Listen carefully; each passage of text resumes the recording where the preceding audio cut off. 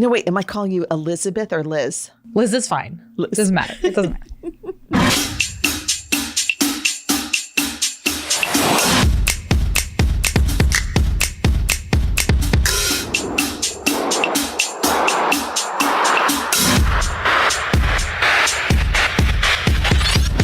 Hey gang, and welcome to another episode of Try Not to Curse. I am here with Keli. She is an actress. She is a former teacher, best friends with Ellie, who has been on the show before. Also wife to Jeff, who has been on the show, talking about his performance and, again, his career acting, but he was featured in Candlewood, as we all know. Keli, you have been a teacher, but you're also an actress. You've most recently been in a Hims commercial. Mm-hmm. You most recently did some stuff for M&M's. And then your most recent commercial, what was that? Homaglow. That, can I tell you, that's the funniest freaking commercial. And it was so good. Uh-huh. You guys really need to look it up. It's about, an overwhelmed mom doing all the things. Mm-hmm. I'm not stressed. I don't need help. I'm good. I got it. Love it. Yeah. Love it. I saw it and I just cracked up. It was so great. Well, what Jeff likes to call it is the Uber of house cleaning. Okay. So you put the app on your phone, and this is what I learned actually on the set. Right. Is that it's an app, and they have apps for everything now. Yeah. But let's say you don't have, like most people, a regular cleaning person. If you upload this app and you punch in your zip code, let's say you had a party, your house is a mess, or you want to clean before people come over. Right. Punch in the zip code and it will populate like a dozen people in your area that will come and clean your home. And you could see, star ratings, right, comments from local people. You could put the tip right on there. Nice. So that's a new company. And it makes me think of like an Angie's List kind of thing. Yes. Specifically for exactly. Cleaning. That's great. That's awesome. Right. But okay. So you're not teaching now. You've retired. Correct. Bless you. Thank goodness. Good for you. But how long were you teaching for? Well, I taught for a total of 30 years. Wow. But although I did teach for 30 years, my first love, and as you know from being in school, my first love, my first degree was in theater arts. Okay. So for those 30 years, I would be the teacher advisor for the drama club.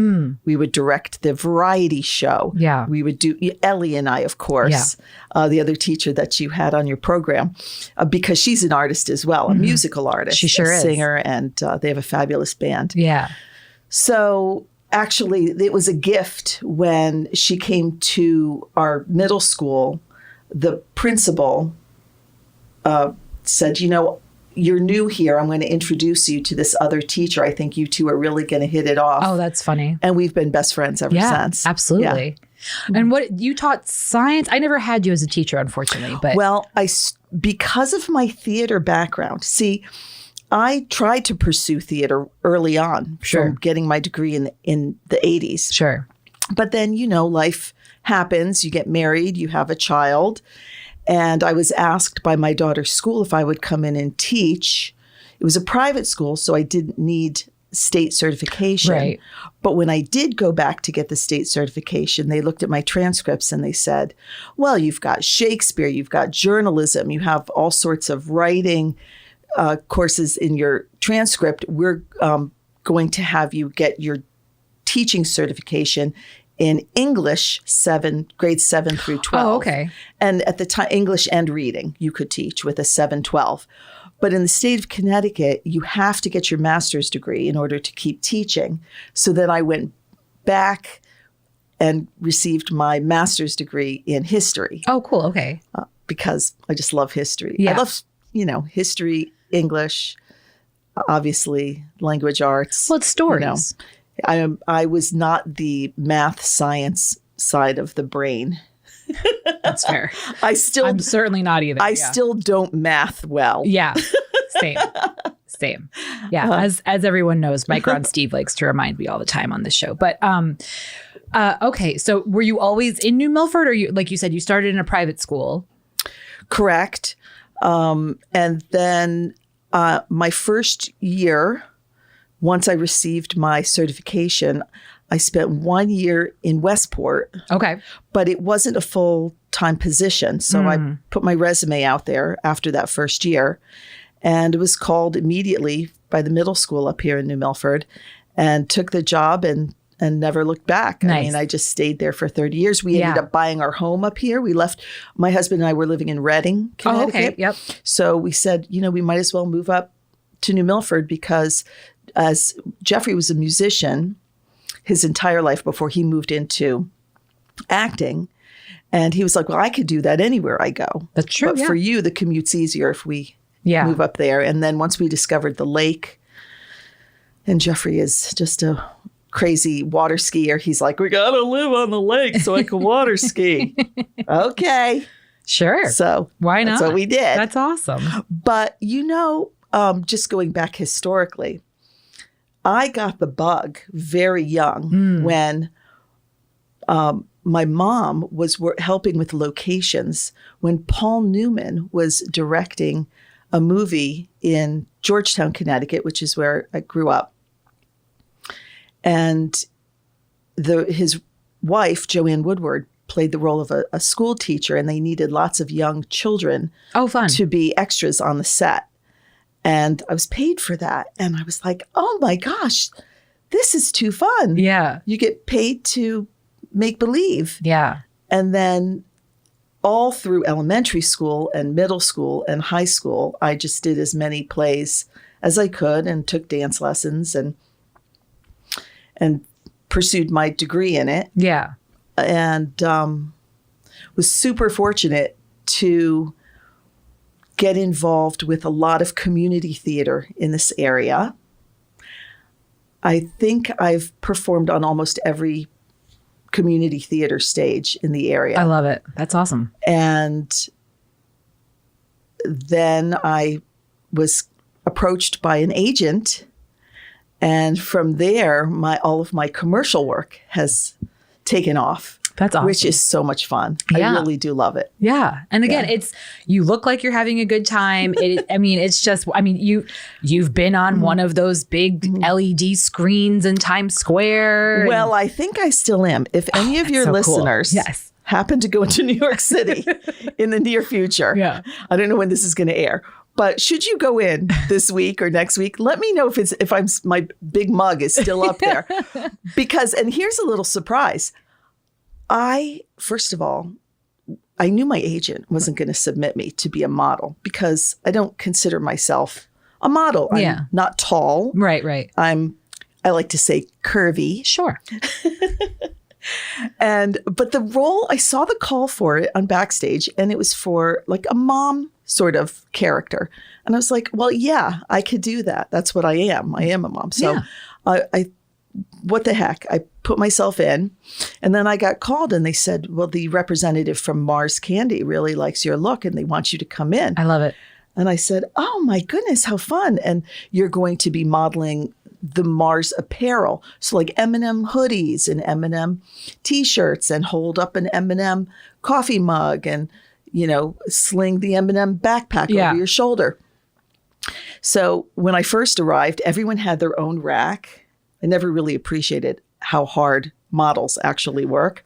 So we had our own racks, and they were like, Keli, since you're not really a model, you go in and watch the girl who really is and kind of just get a feel for what she's doing. Sure. Yes. So I went in and did it. I watched her. They play fun music, so it gets you in a good mood and you feel loose, and you can, they're snapping away. They're going to pick something decent. Yeah. And then when it was all said and done, I said, well, where is this going to air? I can't wait to see the commercial. And they said, this isn't going to be airing as a commercial. It's just going to be on our Jumbotron in Times Square. No big deal.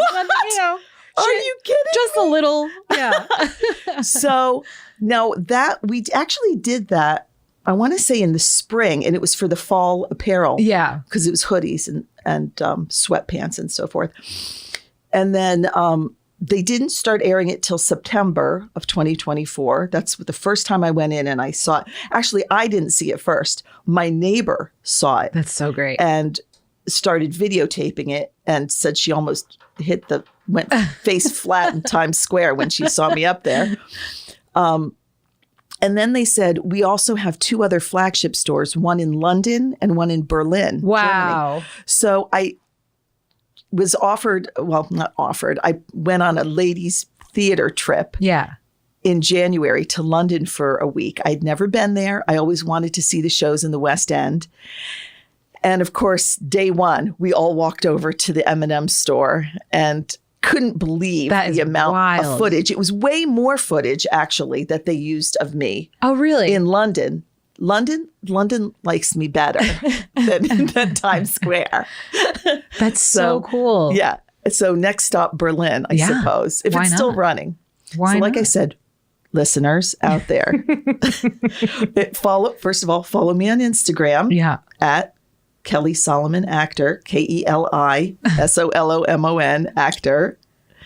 And then message me. Be like, you're still up there. Tommy, if you're going to Berlin anytime soon, I mean, I know I'm seeing you guys in June in France, but we're going to Strasbourg. I don't know if we're making it all the way to Berlin, but yeah, my cousin's out there. Nice. So Tom, if you're ever out in Berlin, you snap a photo or something. But yeah. So that was a completely different experience. Of course, Circle water bottles. That was the very first national commercial that I ever did. Oh, cool. Do you know what they are? Oh, they have the flavor cartridge I know that you turn. Oh, yeah. And that was sort of a funny audition because I had been auditioning and hadn't done any commercials at this point. I take that back. I did some local commercials. Okay. I did Greenwich Honda. Nice. Believe it or not, there's a little production studio in Newtown, and they did a call. It might have even been in the newspaper. You didn't have to own a Honda, but you had to go in and read off the teleprompter. Okay. Testimonials. Oh, okay, sure. I really liked the clutch replacement you did on my car, make stuff up. They put things on the teleprompter and then they said sort of make things up as well. So sure. That was a regional commercial, of course, for Greenwich Honda. Then I did the Sharon Hospital. Oh, cool. Where I had to play a patient. But of course, that was just regional. Then when I saw the call for Circle water bottles, the only audition I had to do was stand up against a blank wall and dance. And I was an office worker. Okay. I don't know if you've seen the commercial. I don't think so, no. It's still playing. And if you go to YouTube, I think it's water the way you want it. Okay. Water doesn't have to be, I don't know, something. They have like a theme for it. Yeah. But it's a bunch of office workers and standing around in the, lounge, I suppose. And they're filling their water bottles. Oh, water doesn't have to be boring. That's what it is. Yep. And as soon as they fill their Circle water bottle, a disco ball drops and we all had to dance. And it's sort of like The Office, like the show The Office. Yeah. So they wanted all different office characters. So I put on some office attire, nothing fancy, like boring office attire. And I stood up against a blank wall and I said, Jeffrey, all they want is to see me dance. So you just hold the camera and I'm going to dance. And Jeffrey would record me and he would go, you're not going to get this. You're not going to get this. Thanks for the support. Yeah, how encouraging. Apparently he didn't like my dance moves. But guess what? That's exactly what they were looking for. Circle water for. bottle did. So there. Now, so did you were doing all of that while you were still teaching? As well. So this was like weekend stuff or afternoon or? Yes. Okay. And, and summer's off. Yeah. Right. Yeah. And also community theater. And I just always had my hand in it. Yeah. I had my daughter quite young. So once she was even in high school, at that point, I could start doing things at night, Sure. But I think maybe once she left for college for sure and we were empty nesters, I was like, that's it. I'm going to get back into it. Yeah. I'm going to see what I can do. And then Jeffrey, of course, really, he almost very quickly became a member of SAG because he got a lot of work upon leaving he hasn't really left the music realm. I mean, he still faithfully plays an instrument every day for an hour. But once he started acting, he just felt like, this is it. I love to perform. And the best singer-songwriters are performers because they feel it in their heart when they're singing. Yeah. So, and that's Jeff. When he's saying lines or when he's performing, he means it from his heart. Yeah. So. Well, that's wonderful. Anyway. So, I mean, again, we talked about this with Ellie. We just talked about it with Tammy, about her, about how Florida is very different as far as teaching and all of that. Oh. Yeah, it's a whole nother world. It's really wild. But so you started in the early 90s, late 80s teaching? I started in 93. Okay. And I retired in 2023. Oh my God. So yes. A lot has changed. Oh yeah. A lot has happened, has transpired. Some good, some bad. What are your fondest memories of teaching, and what were the hard parts about teaching? Well, I have to say, kids are kids. Everywhere you go, anywhere you go, they're the same. Kids are kids. And I love the children because they kept me on my toes. And I do believe they keep you young. I know some people say that and they don't. No, they keep you young. And 8th graders in particular are so goofy and silly. And I'm pretty sure I laughed every single day. So who else gets to go to work, be creative, laugh, learn something, and, it was so fulfilling. Yeah. I'm glad I left the year that I left because it was such a great group of kids. And I know some teachers, if it's a particularly rough year in terms of behavioral issues or all sorts of new initiatives coming down from central office or whatever, it just becomes such a hard year and you leave a little sour, bitter, and not encouraging anyone to want to go into the profession. But I left on such a high note. I didn't want to say goodbye to the kids. I'm still friends with many of them. I want to say, I don't know what year they're in now. Well, I guess they're juniors. They juniors? If I left in 2023, this is the part where I'm not good at math. They would be entering their junior year. Okay. Yeah. All right. And some of them follow my acting career on Instagram. That's fun. My daughter taught me. She's like, Mom, you don't put your dessert that you ate last night at the restaurant or the pizza slice on your Instagram. That's for your Facebook friends. She's like, Mommy, your Instagram is your profession and your career. Yes. So let's just leave that for anything that has to do with you're promoting. Acting. Right. Yes. Yeah. You're selling yourself. Right. Yeah. So, that's so cute. So I make sure that it only applies to that. So it has my commercials. It has things that I'm doing in town in terms of acting.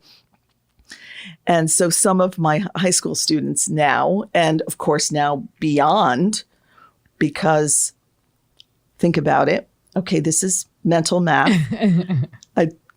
30 years ago, the kids were 13. So they are now 43. Yeah. Yeah. So they're adults. They've got some of them. Here's another side hustle I have. You may or may not know. I'm a justice of the peace. I did not know so that. I've officiated dozens of my former students. I love it. Weddings. That's cool. And so now, of course, they follow me as well on Instagram. But I keep that for, like I say, the acting part of my life. And then Facebook is for, look at the pizza I made. Right. Do you like these sandals I just bought?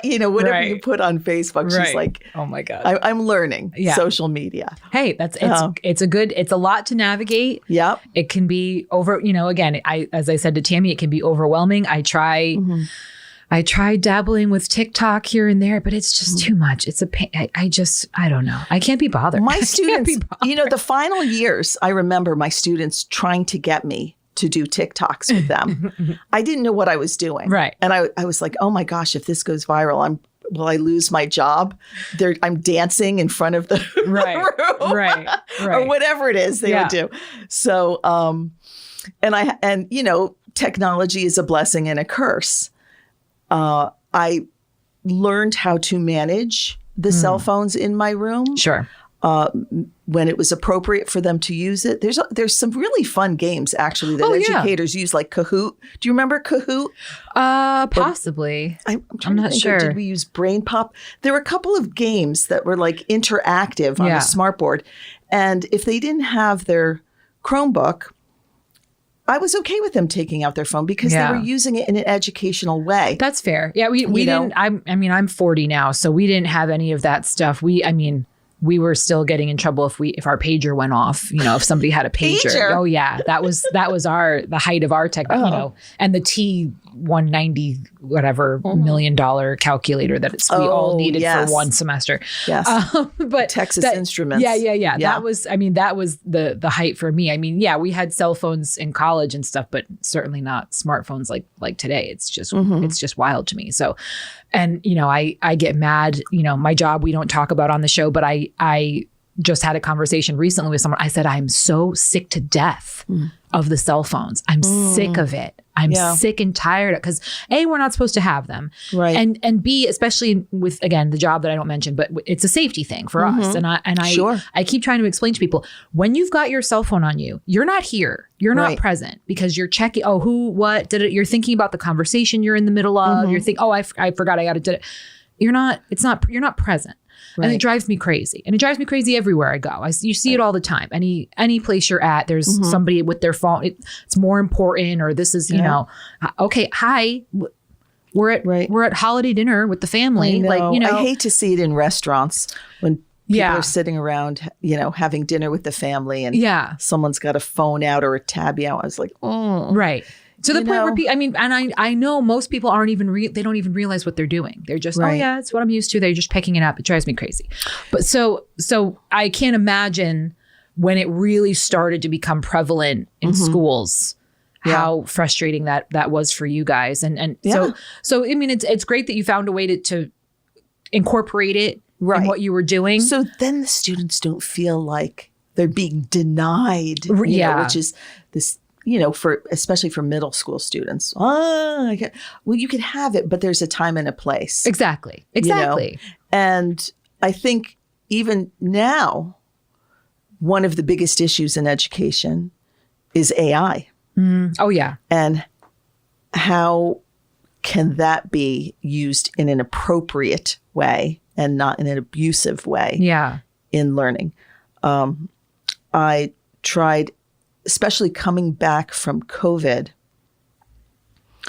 when they no longer were doing distance learning and they really didn't require their Chromebook because we were back in the classroom full time. Yeah.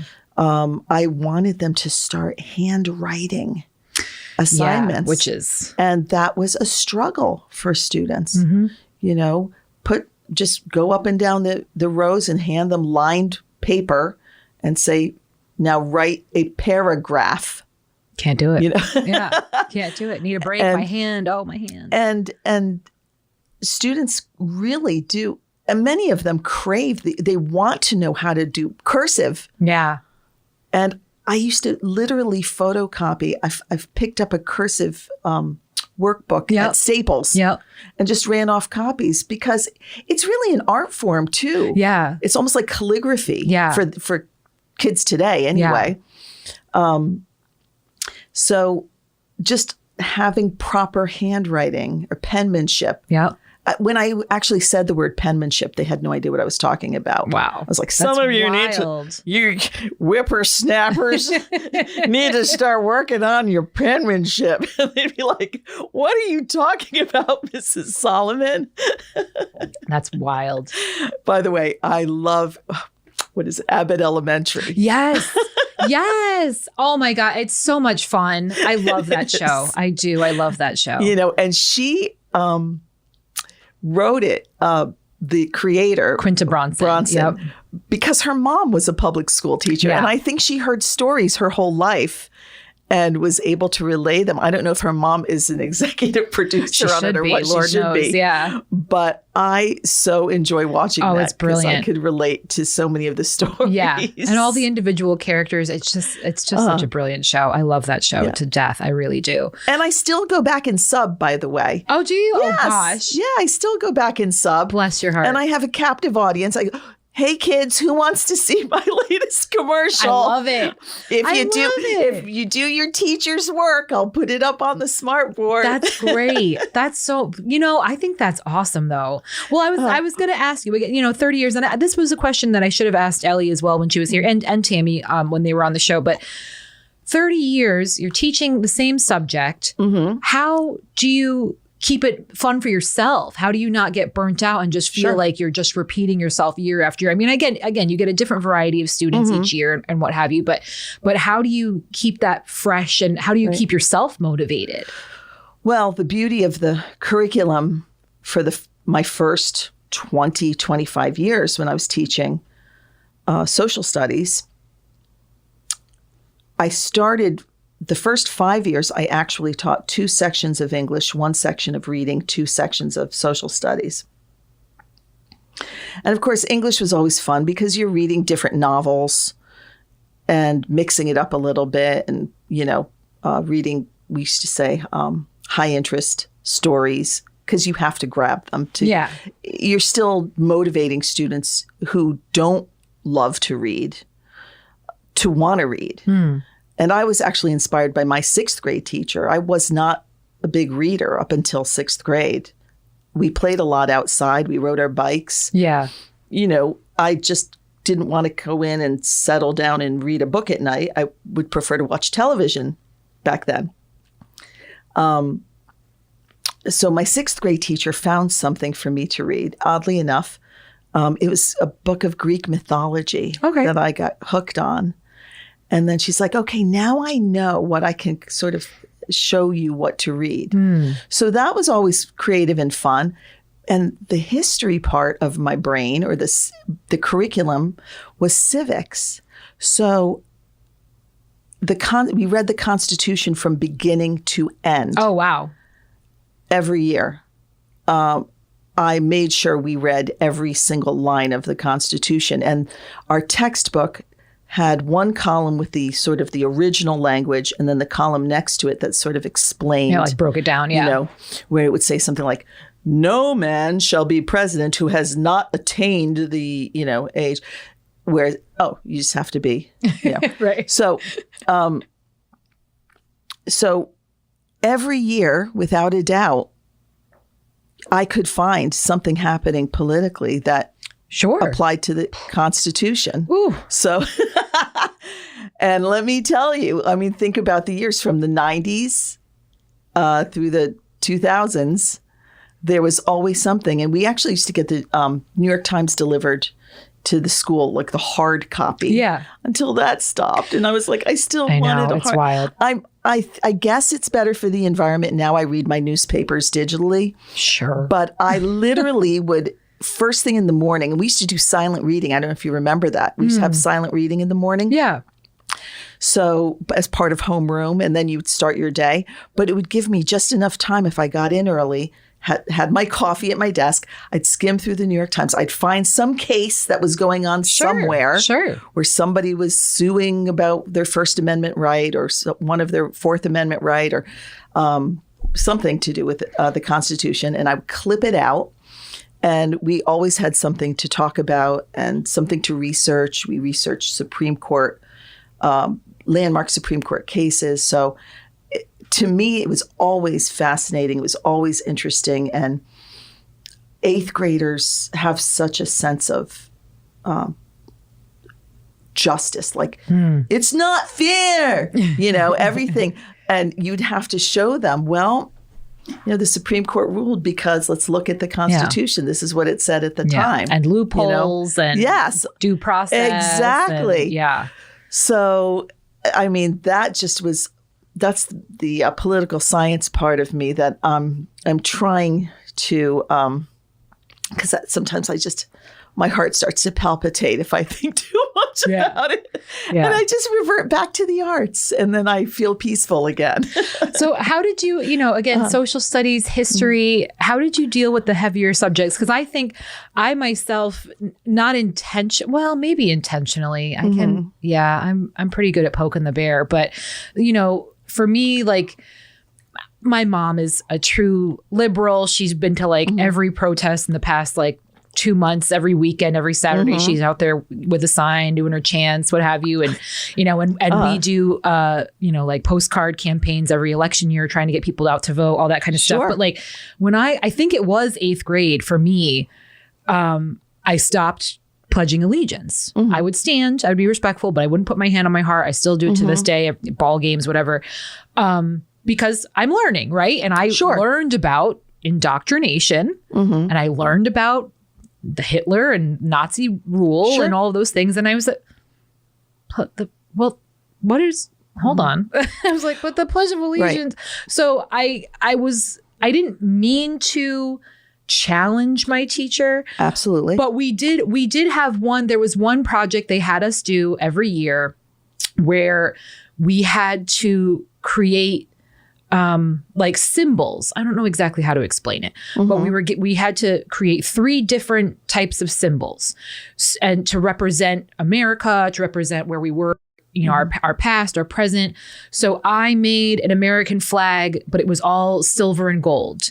And I said, it seems as though, and certainly nowadays, we're using this as a shield now. As well, I've got the, in the military sense, or in the, to show that I'm a patriot. Clearly I'm a good person because I've got the American flag on my truck and on my house and on my hat. And, I cut out a handgun, and I said, this is our new sword. This is what, going into battle, things like that. I forget what the third one was, but as I'm presenting it, I can see everybody in the room is like, you're taking this way too seriously. None of us were going there. Yeah. And then, of course, my teacher is also like, well, great. All right, everybody, we're, off, bell's going to ring. And you just didn't know what to do with me. And I didn't necessarily consider myself a radical or anything like that. But at the same time, I'm like, is no one else is thinking this way? Like nobody else is seeing what I'm seeing. So what do you do in situations, where someone kind of challenges? First of all, I loved the challenge. And I used to say to the students, if you ever feel like I'm presenting one side of an argument, I would love for you, even if you don't know what the other side is, to raise your hand and say, well, what does the other side think about that? And then we can have a healthy discussion about whatever the topic is, gun control. And it's hard to not talk about that when you're doing lockdown drills, in the course of a school year. Yeah. So let's talk about common ground. Let's talk about things we can all agree on. It's not, nothing is just black and white. Right. And sadly, I feel like we've chosen our corners and people aren't engaging in healthy discussions about common ground. Yeah. And I also made it very clear to students, because certainly there's always some students who don't stand for the Pledge of Allegiance because of their religious beliefs. And that's their First Amendment right. And I actually would craft a lesson around Columbus Day because I read the story of how the Pledge of Allegiance was, or how it came about, which was part of the 400th anniversary of Christopher Columbus, 1492. Yeah. So in 1892, there was a popular children's or teenage magazine. I want to say it was called Young Life or Boy's Life. Boy's Life sounds right. Yes. Yeah.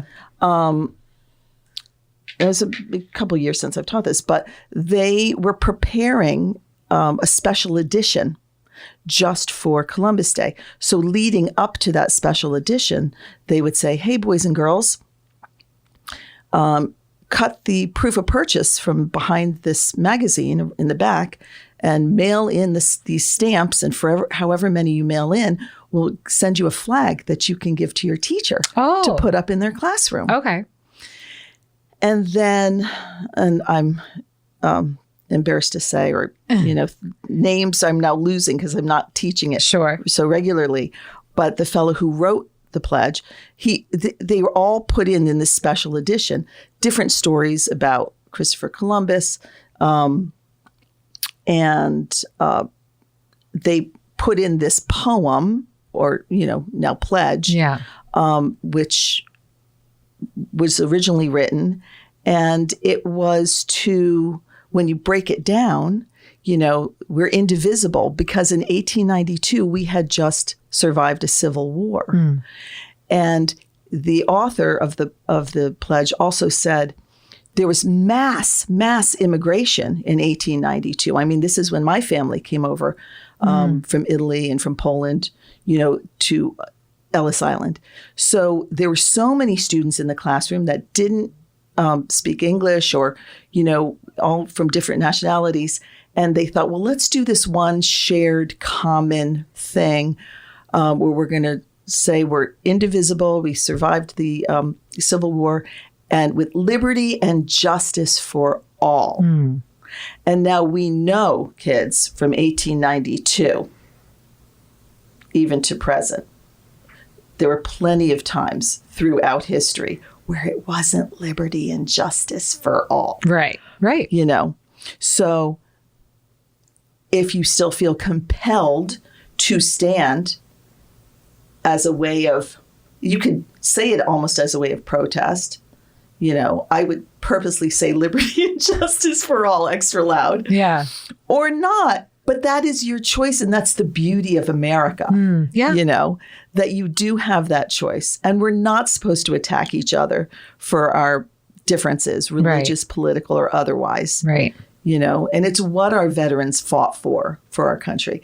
So I did try to incorporate that part of history. And I was fortunate to find that book. I wish I could remember the name of it. I checked it out at the New Milford Public Library when I saw it, when they first purchased it. I was like, this is, I wish they should actually make a movie about that. You never know. Yeah. You never know. Mm-hmm.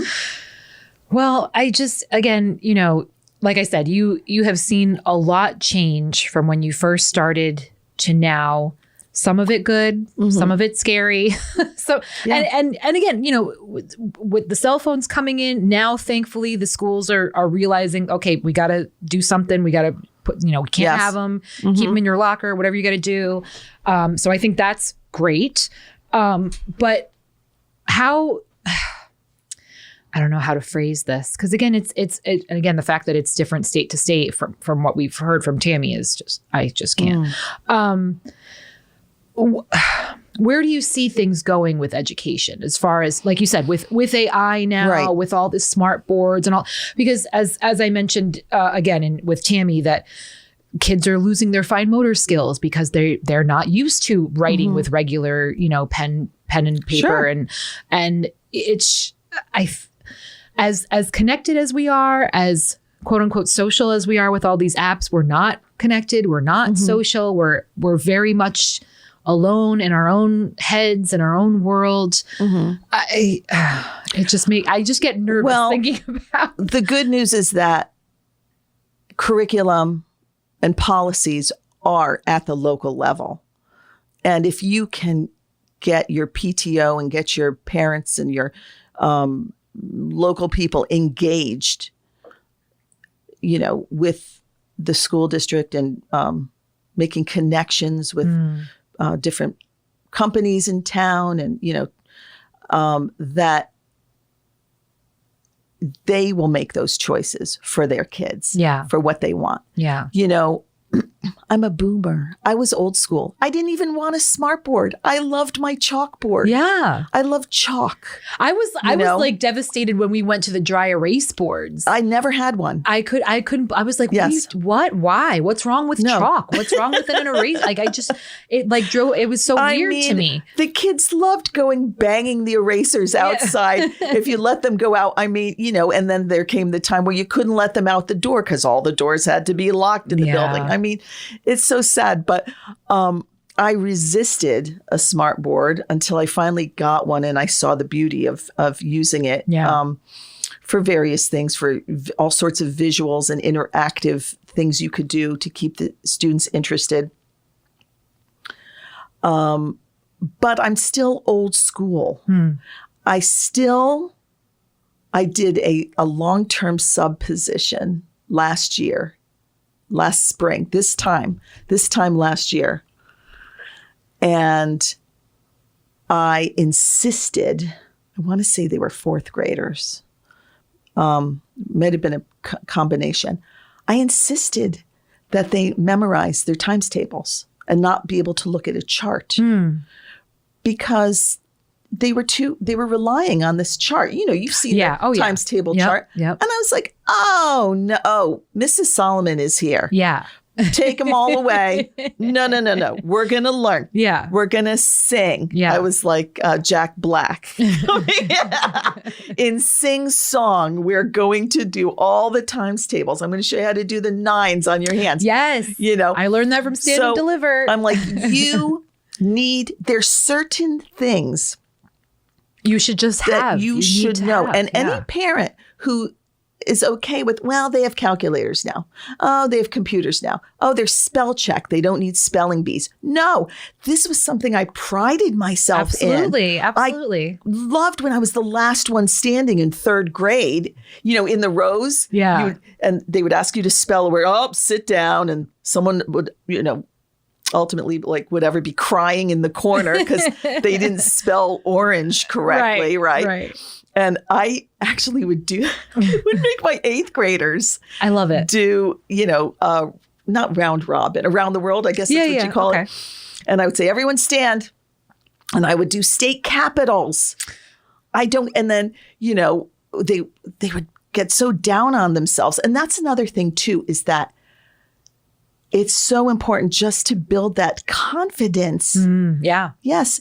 And I would say too, because they knew I was an actress, well, you want to be a movie star? You better start memorizing things. Hey. Like your times tables, like spelling words. Yeah. And every age or every grade level would have their own sheet of words that you were supposed to know by that grade. Yeah. Sight words. You have to know them. Capitals. Okay. Do you have to know every capital in life? Would it kill me not to know, what the capital is? No, but you should know the difference between Portland, Oregon and Portland, Maine and stuff like that. And so and then when the kids did know it, it was such a huge thing for them because that might be the one thing that they actually perfected or mastered that year. Yeah. Yeah. That some other kid couldn't. Yeah. So if they weren't an athlete or they weren't, terrific in some other or musician or whatever, that I was like, there you shine right there. I remember, I think it was Dr. Pulaski. I don't know if I'm saying Dr. Rock. Yeah. I don't know if I'm saying his last name He was right. the fellow who had the rock. He had the rock collection. Oh, yes. And he would go out to like Arizona on weekend trips and the rocks and all that stuff. But he did, when we were going through the parts of the human body, of the skeleton, and he would have us try to say every vertebrae as fast as humanly possible. Oh my gosh. He would have a stopwatch. Were they all in Latin? And no, it was just like the regular, the femur, the humerus. Oh, okay. But we would all try to as fast as humanly possible. And he would time us on his stopwatch and it would get down to like the last like 2 students in the classroom that could do it. Just things like that, just to keep you, I love that. Is engaged in anime. Could I tell you the names of half the bones now? No, but at the time I was like the top 2. I was, motor mouth, just going through the whole thing. And that was, it's those kinds of things that stick with you. And so, like you said, having the kids stand up, doing around the world, like it's those kinds of Your things. Your brain is a muscle. You can't just rely on technology to give you the answers. Oh my gosh, yeah. I remember my poor, my college roommate was a nursing major. Nursing majors have to memorize a lot of stuff. Oh, yeah. Every muscle in the body and the bones and you name it. I was a theater major. So on the weekends when I'd be off, she'd be like, where are you going again this weekend? No worries. I've got my lines memorized for the show this weekend. And she would be like, I can't go out. I've got a big test on who knows what, anatomy and physiology, which was, but depending on your career, you may have to memorize a lot of things. And if you don't start, and another thing too, oh my gosh, well, in ELA or English language arts, I don't know if I did it in English language arts or reading, when I did the poetry unit, I would give them extra credit at the end of the week if they could memorize the poem, whatever the poem was that we focused on, like Robert Frost's Stopping by Woods on a Snowy Evening. And I would say, learn the rhyme pattern. How many people can say, I have one poem in my head that if we're stuck in an elevator somewhere and we need to entertain each other, everyone say their poem. Yeah. How fun would that be? Yeah. I mean, everyone should just have something like that they have memorized. Yeah. 100%. Well, I think it helps, again, with having the knowledge in your brain rather than at your fingertips. I think it helps you become more efficient. I think it helps with common sense. Holy cow, common sense is just out the door these days, isn't it? It's wild to me. So like, again, at my job, I'll be training new people and I've been there 13 years now. So I'll say to, this material takes 6 hours to run out. That material takes 3 hours to run out. That material takes an hour to run out. So so then you start to think in terms of prioritizing. Right. I know I have 6 hours with that, so I don't have to worry about that. I can do X, Y, and Z, But I said, these are the kinds of things you have to keep in the back of your mind at all times. Yes, we're running constantly and our job is to keep the machine up and going. But these are the things, okay, I can do this task because I've got 6 hours here and I can, those kinds of, but I see so many people, and I know they say multitasking isn't really multitasking. What it is it's ignoring, the one task and whatever. Fine. However, we're no longer thinking in the practical. We're no longer thinking of, we're starting from the fundamentals. Right. We're just, it's instant gratification. I just want to get the job done. Take it. Well, okay, but can you do it in the allotted time that you have? Do you have anything else that's coming up that's more pressing? Do you, are you leaving it in a good condition for other people, et cetera? Are you pulling your weight? Are you helping out the team? It's just, I don't understand it, again, because we're not social anymore, because we're losing that community. Correct. And it's just, I really struggle with technology because I find myself falling into the same traps that everybody else falls into too. But I'm also, because I grew up the way that I grew up in the generation that I'm a part of, every time I see something with AI or with ChatGPT or what, and I just look at, well, where'd you get that from?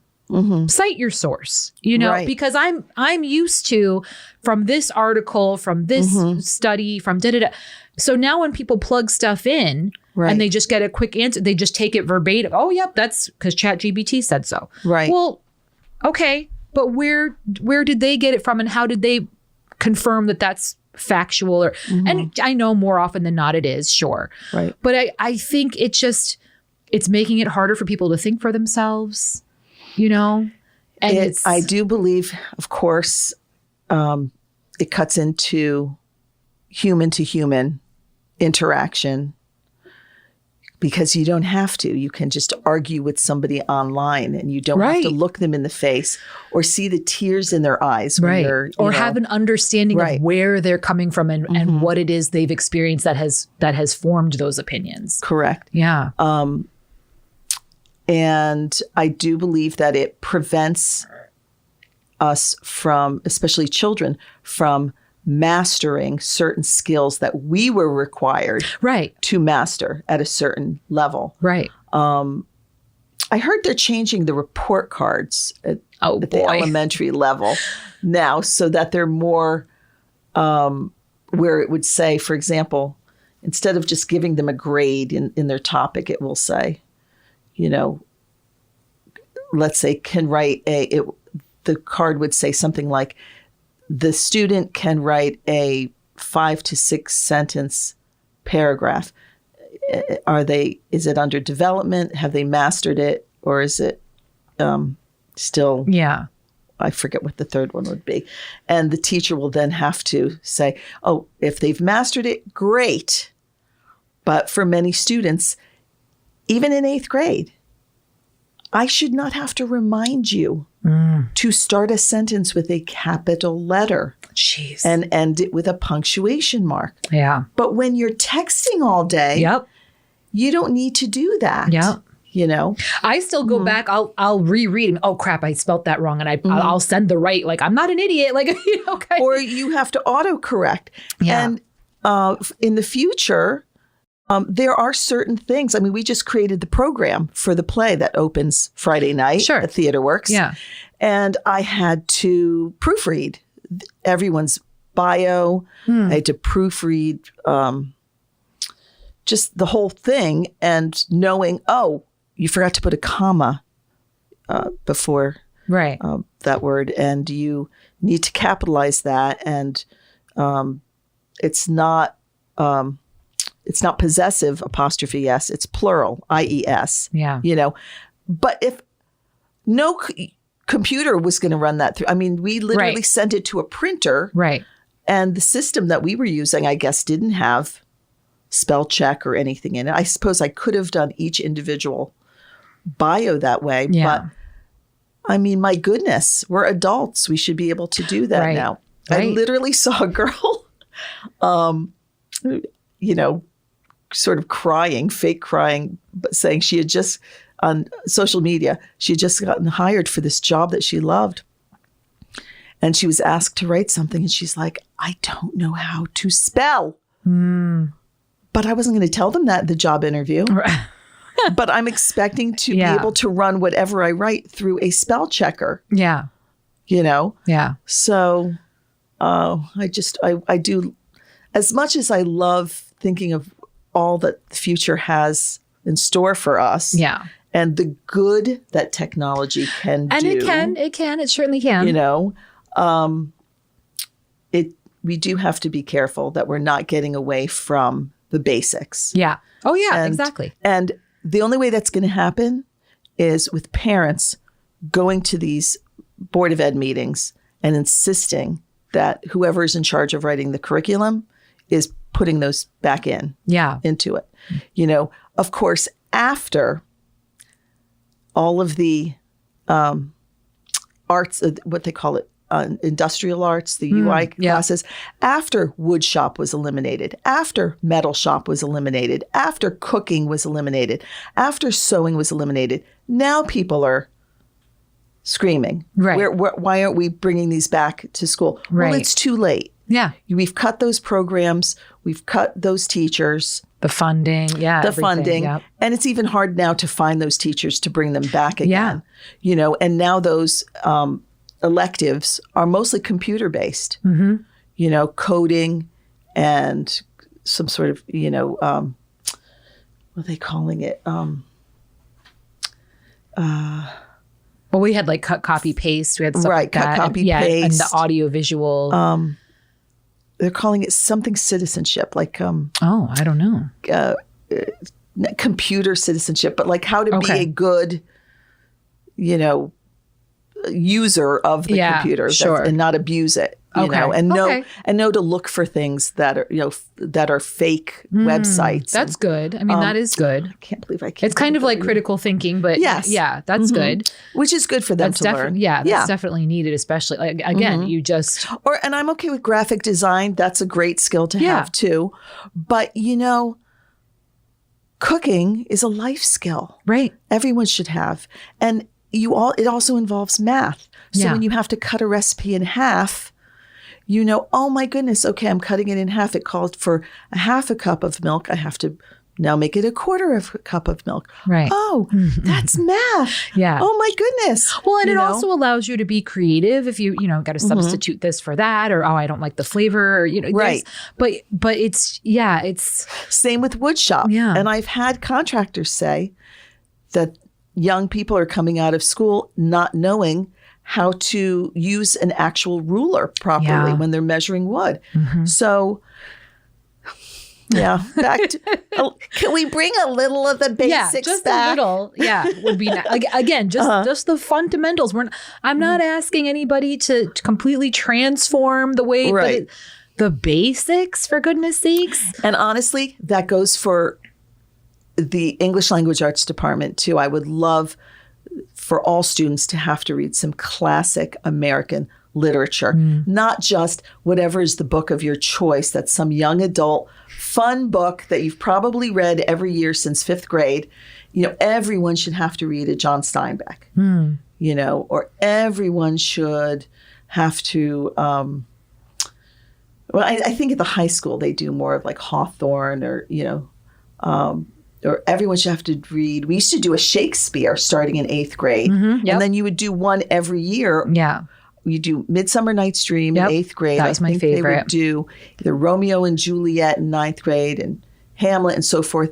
But every year just have one. Yeah.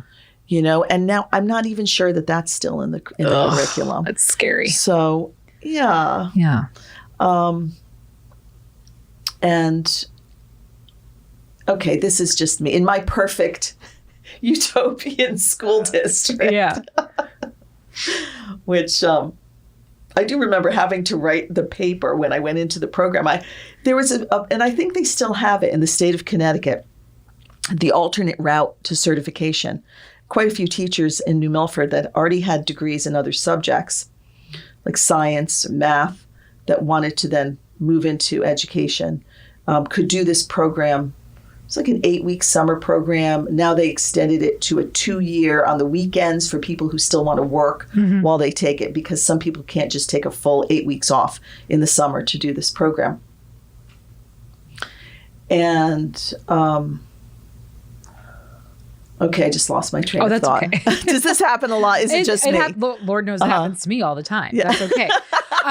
But before we wrap up here, so when you retired from teaching, yes, did you give yourself a little break? Did you take some time off, or were you just you went to your agent and say, what can I do? What?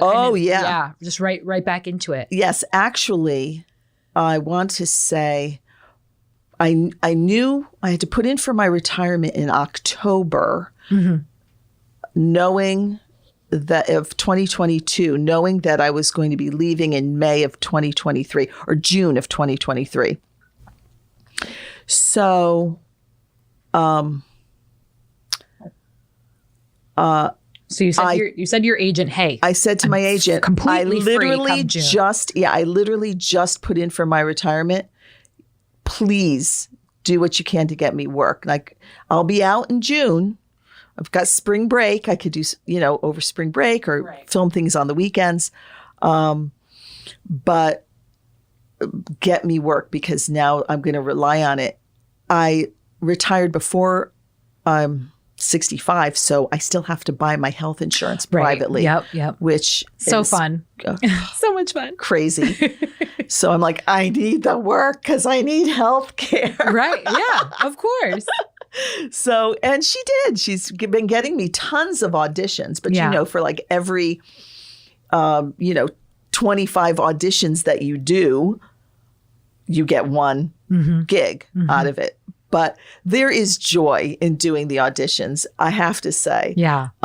Because of course I involve could I do them on my own? Could I set up the camera and put the timer on and get in front of it and do what I need to do and then edit it? Of course. Yeah. But I will record Jeffrey's auditions. He records mine for me. And we did talk to him about that, about how it's nicer now because you can do it from the comfort of your home, just submit your thing. So it's less stressful as far as rushing to get there, be there on time, sitting in a room with 20 other people that look very similar to yourself. Yep.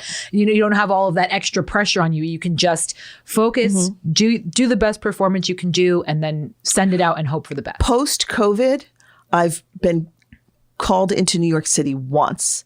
Otherwise, they just hire you from your self-tape that you do in your home. Yeah. So what you do is you submit first. So you send them your resume, your headshot, if you have a reel, which I do have a reel. Nice. Which is up on my IMDb, if you want to go check it out. I love it. So that my IMDb numbers go up a little. Yes. And I've got to put some other things because, IMDb does not include commercials. Okay. So Jeffrey this morning said, you got to start putting some of your commercials up on your IMDb so people can see you are continuing to work, even though it may not be right in movies that are, or TV shows that are on your IMDb. So, but I did get called into the city for one callback where they wanted to see you with, I think it was, I won't say what the product was, but we were both, they were pairing us up with men because we were pickleball partners. Oh, okay. So they wanted to see someone that would make a good fit for you. Sure. So they didn't want to just do that. And they want to see the chemistry that you have. Yeah. So I did go in once. But other than that, I've just been booking them off of my reel and off. Once they see that and they're like, okay, you are in the running. Now here's the script. Here's the sides. Now record this, send it in. And then if we like that, either you get called into New York or you just get hired. Yeah. So, which is what I did for the Homoglow. I remember I submitted everything. And then they said, okay, look like you are frantically doing 25 things at once to clean your house. Right. So I didn't know what they were going to have me do. I was ironing and cooking and dusting and doing all sorts of things. And they just thought what I did was humorous, I suppose. Yeah. Oh, it's great. So they were like, okay, you can do what we're going to ask you to do when you get into the studio to do it. Yeah. And what I was surprised, though, I did not know. They made sure that and I don't know if I should even say this, but they made sure that I had a manicure and they reimbursed me for it. There you go. But when I got there, and if you remember the commercial, they said, oh, and not only that, you're going to be emptying the dishwasher with your feet. And I said, oh, you didn't tell me to get a pedicure. Oh my God, I'm mortified. Yeah. And they purchased like 3 boxes of dishes, ceramic dishes that I had to lift with my toes and smash. Do you remember that at the very end of the commercial? I do, yeah. So, and I was so embarrassed. I was like, can somebody, hair and makeup, somebody run and get some toenail polish or something? Right. And he said, oh, it's going to be so quick. No one's going to notice your toes. But that's wild. But before, I don't know how much more time we have. Okay. But I do want to talk about the show at Theater Works. Yes, please. Because, I was a child of the 70s and 80s watching television sitcoms, which were at their height. Yeah. 70s, 80s, 90s. I mean, today, I guess there's some pretty funny sitcoms that are still out there. Yeah, there's good stuff. Yeah. But I, just adored Carol Burnett. I love physical comedy. Oh, yeah. That's my bag. So oftentimes when I audition, I really enjoy something where I have to do something silly and physical. Even the first play I did over at the Sherman Playhouse, I had to portray a drunk woman that somersaulted out of a closet, that would get big laughs. So I like doing things like that. And, okay, once again, so Carol Burnett. Yes. So now I find out I joined the League of Professional Theater Women. Fabulous. And Dorothy Lyman, who's had such a great career, starting in, I think her roots go back to theater, but she became very well known doing a variety of soap operas, which were super popular also back then. I mean, in my college years, we actually would arrange our schedules so that we could watch our favorite soap opera and all meet in a certain girl's room to watch it. At that time, that was like our little downtime together. That's really fun. Yeah. So Dorothy Lyman actually received 2 Emmy Awards for a role she played in All My Children called Opal. And then from there, she went on to a sitcom called Mama's Place, which was with Carol Burnett and Vicki Lawrence. Yep, who I've met, Right? And Vicki Lawrence and she was the daughter-in-law who was married to Ken Berry. A very funny role. And that's the kind of stuff I love too. Always had a lot of physical comedy in it as well.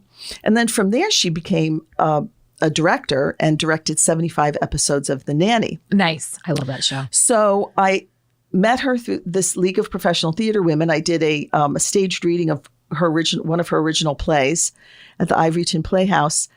And then I was like, hey, we should fully stage this in New Milford at Theater Works. It's a terrific story about 3 generations, sort of what to do about grandma, and what the daughter and son-in-law, their plans for her, and then the grandkids, what they would like to see. And so it hits 3 different generations, and it's funny. And it's just a really lovely show. Yeah. We're in our, what they call, it's Tech Week, but we like to call it Hell Week every night. Right. Well, actually, once you're through the tech, the hell is over. Now it's just watching it come together. Yeah. And what's it called? It's called Upstate because it takes place in upstate New York. Nice. And it's semi-autobiographical because Dorothy did live in upstate New York, sold a dairy farm and moved down here to Washington Depot. Oh, wow. And she still has her horses, and it's just on a smaller level, and she's closer to family. So, she's not so far away. Yeah. You have to, for family to get to. But we are just having such great fun. And I just love studying her and watching her direction and advice for fellow actors. You may know, do you know Tommy Ovitt? Thomas Ovitt? I don't know what year he might be. The last name is familiar. So if I don't think he was in my year, but yeah. So he's in the show. Kay Mickelson is in the show. She's from New Milford. Tommy is now in Washington. Dorothy's in Washington. Kevin Sosby is in New Milford. And Jamie Spanhake is from Washington. And that's the full cast. Nice. And anyway, I'm just having so much fun producing it. This is my first time producing a play there. I'm used to directing, which I have to say is a lot more fun. Producing, you're involved with getting those ticket sales and what kind of advertising are we getting out there? And let's get some radio shows and let's get some television coverage. Yeah. And, it's just pushing out the posters and getting the restaurants to maybe want to do a price fix menu. It's business. Yeah, that's what it is. Exactly. And I understand it. You need to have that. But as an artist, it's not my... it's like soul sucking. It's it's terrible. So when does the show begin? When can people start tomorrow night is the sold out senior preview. How cool. Yes. Okay. So we do a free, it's considered our last dress rehearsal. Okay. So we open that up to the public for all the senior citizens. There are only 107 seats, so everybody already booked them. That's great. But it's a free performance, and it's the last dress rehearsal. So if a prop breaks or someone forgets a line, it may not be perfect, but what do you want? Right. You get what you pay for. I remember doing a show up in Woodbury, and I think the tickets were only $10, and I was backstage, and I was just so tense and anxious about, oh my God, am I going to forget a line? Or remember, I've got to get this prop. And I was just freaking out backstage. And I remember a seasoned actor saying to me, nah, what do they want for $10? Right. And then all of a sudden, everything just melted away. And I was like, oh my gosh. Yeah. So, so that's the senior preview. But Friday night, May 2nd, is our opening night gala. Great. So we have it catered. Oh. Stu Leonard's, of Fancy. course. So good. I know. So we'll have some nibblies after the show, and we usually pour some Prosecco or champagne for everyone. For anyone who comes that night, Friday night, gets to enjoy the after show. That's great. Food and drink and meet the cast, of course. And then it runs through the fourth weekend. So it runs for 4 weekends. Our last show is Saturday, May 24th. Okay. Yeah. I think this will be out before then. So good. Oh, good. So, so Theater Works Upstate. Go check out Keli's production. And see Dorothy. She is the star of the show. That's very cool. So she wrote it, she directed it, and she's acting in it. I love it. Yeah. That's awesome.